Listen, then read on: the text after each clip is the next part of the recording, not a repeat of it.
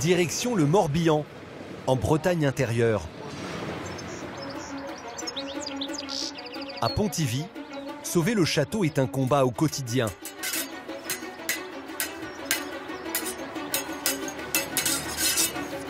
Bâti au XVe siècle, cet édifice est classé aux monuments historiques. Il est l'emblème de la ville.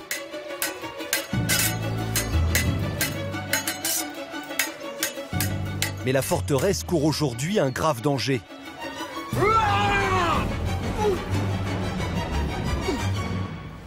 Médiatrice du patrimoine de la ville, Anne se bat pour la sauver.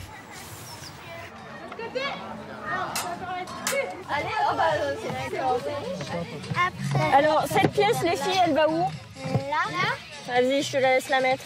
Est-ce que vous savez pourquoi on a cette petite maquette ici? Qu'est-ce qui est marqué là? 1 euro, mon château. Et est-ce que vous savez pourquoi on fait toutes ces animations aujourd'hui?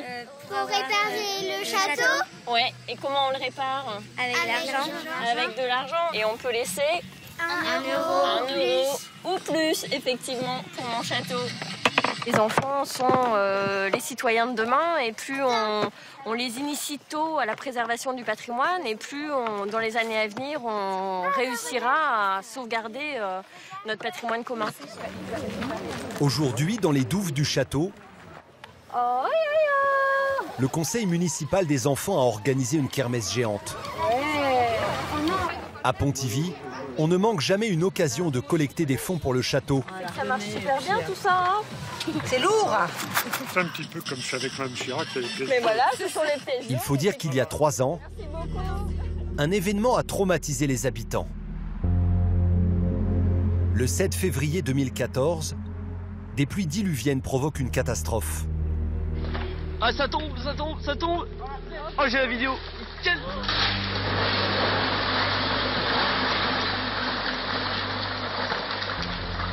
Une aile du château s'effondre. Oh putain. Oh la vache. Et regarde le mur.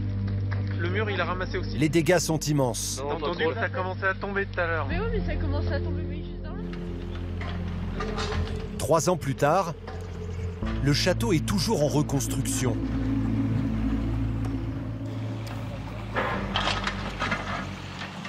Au chevet de la forteresse, Anne se démène pour trouver les financements. Le mur a été consolidé. Il faut maintenant le remonter à l'identique. Un chantier titanesque. L'idée, c'est de trier toutes les pierres. Et après, elles seront prises une par une et puis remontées comme à l'ancienne. Voilà. Vous étiez là le jour où le mur s'est effondré? Oui, c'est vrai. Je suis arrivé peut-être après 1 heure après. Ouais. Bon, c'est vrai que ça a été un spectacle quand même pas courant pour nous. Et puis surtout, l'inquiétude, c'était de savoir s'il y avait du monde en dessous, quoi. Voilà. Bon, après, c'était quand même un patrimoine qui est parti, qui est tombé. C'est quand même dommage. C'est bien quand même de le reconstruire. Beaucoup de personnes ont été surprises par l'effondrement parce que se disaient ce château qui a été construit donc fin du Moyen-Âge, il tenait debout pour eux depuis 500 ans. Pour eux, c'était quelque chose de presque immuable. Et ils se sont rendus compte, là, à cette occasion-là, que non, un château, c'est comme une maison. Il faut entretenir les choses régulièrement et effectivement, ça peut s'écrouler aussi. La commune devra payer environ 3 millions d'euros. C'est 1/3 de ses investissements annuels. Une partie sera subventionnée, mais l'effort financier reste énorme pour une ville de 15 000 habitants. Aujourd'hui, on a récolté à peu près 54 000 euros sous forme de mécénat. Donc c'est sûr que sur les 2,9 millions, ça reste une goutte d'eau. J'ai envie de dire que c'est presque que le début parce que ça, c'est juste la reconstruction de la courtine et quelques travaux complémentaires autour. Mais par la suite, il va aussi falloir faire des travaux d'aménagement à l'intérieur, de mise aux normes. Donc c'est énorme. Pourtant, avant l'effondrement, la mairie n'était même pas propriétaire du château.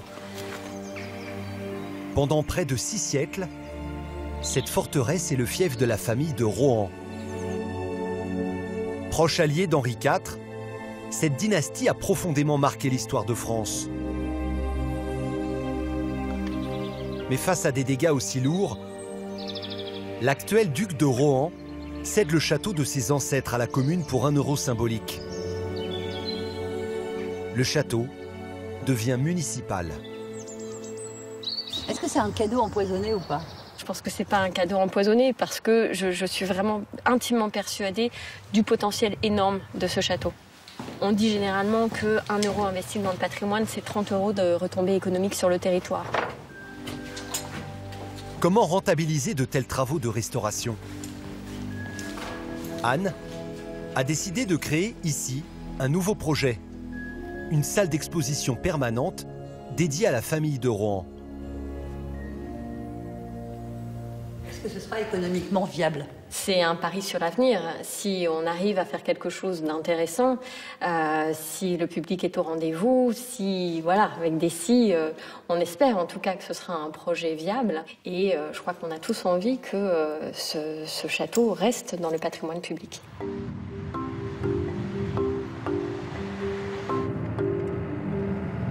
Pour financer la sauvegarde du château, Anne doit faire preuve d'imagination.